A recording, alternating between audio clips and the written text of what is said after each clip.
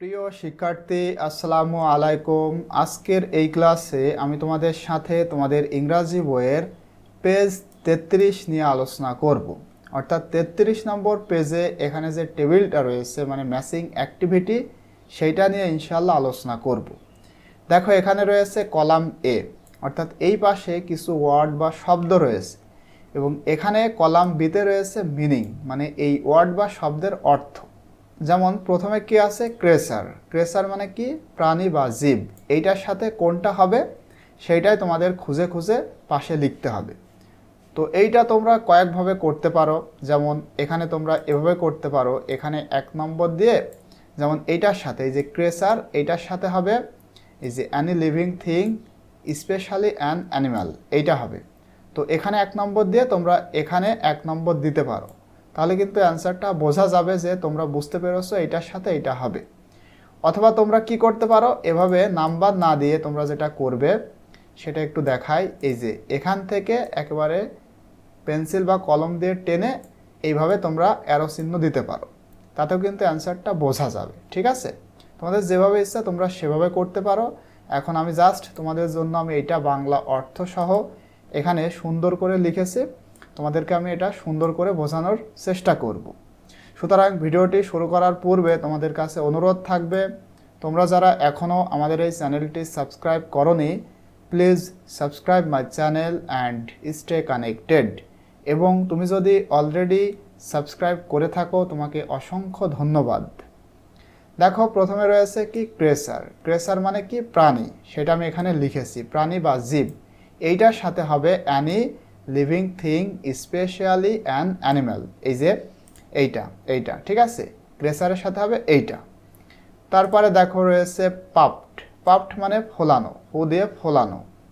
তো এইটার সাথে হবে টু মেক সামথিং লার্জার, মানে কোনো কিছু বড় তৈরি করা, বড় করা by filling it with air, বাতাস দিয়ে পূর্ণ করে কোনো কিছু বড় করা, তার মানে ফুলিয়ে কোনো কিছু বড় করা। তাহলে পাপ দিয়ে টু মেক, এই যে এখানে যেটা রয়েছে পাপ, তোমরা কি করতে পারো, এই যে পাফড, এইটার সাথে হবে এইটা, তোমরা এভাবে করতে পারো। ঠিক আছে, এরপরে দেখো ব্রেথ। ব্রেথ মানে কি? শ্বাস প্রশ্বাস। এইটার সাথে হবে the air that goes into and out of our lungs. Lungs মানে কি? ফুসফুস। বাতাস যেটা মূলত যাওয়া আসা করে, মানে আসে যায় আমাদের লাংসের, লাংসের মধ্যে থেকে যেটা বাইরে আসে আবার প্রবেশ করে, সেটাকে বলা হচ্ছে ব্রেথ, শ্বাস প্রশ্বাস। তাহলে তোমরা কি করতে পারো, ব্রেথ এইটার সাথে কি হবে, এই যে এখানে দেখো, এই যে এইটা প্রথমটা, অর্থাৎ এভাবে তোমরা এমন করবে। ঠিক আছে, এরপরে দেখো ক্রোক। ক্রোক মানে হচ্ছে এখানে ব্যাঙের ডাক। তো এটার সাথে হবে to make deep sounds by a frog, মানে একটা গভীর শব্দ ব্যাঙের দ্বারা তৈরি হয়, সেটা হলো ক্রোক। তো তোমরা কি করবে, এই যে ক্রোক, এইটার সাথে তোমরা এই যে এখানে দেখো ক্রোক, এইটার সাথে এইটা, এভাবে তোমরা দিবে, তাহলেই কিন্তু অ্যান্সারটা হবে। এরপরে দেখো টার্ন অ্যাওয়ে, মানে মুখ ফিরিয়ে নেওয়া, মানে একদিক থেকে অন্যদিকে ঘুরে যাওয়া। এটার সাথে হবে to move your face in a different direction as you don't want to see someone or something.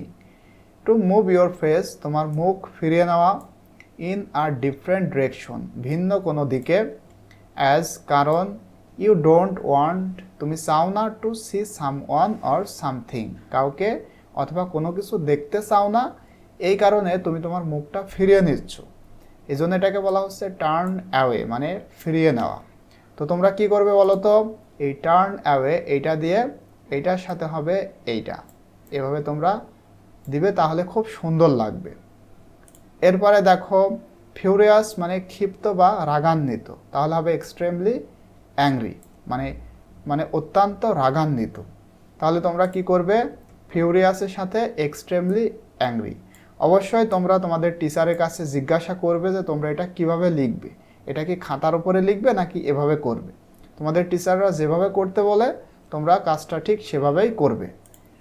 এরপরে দেখো অ্যানারমাস, মানে বিশাল, তাহলে হবে এক্সট্রিমলি লার্জ অর গ্রেট অথবা হিউজ। এক্সট্রিমলি লার্জ মানে অনেক বড় অথবা অনেক বিশাল, হিউজ মানে বড় বা বিশাল।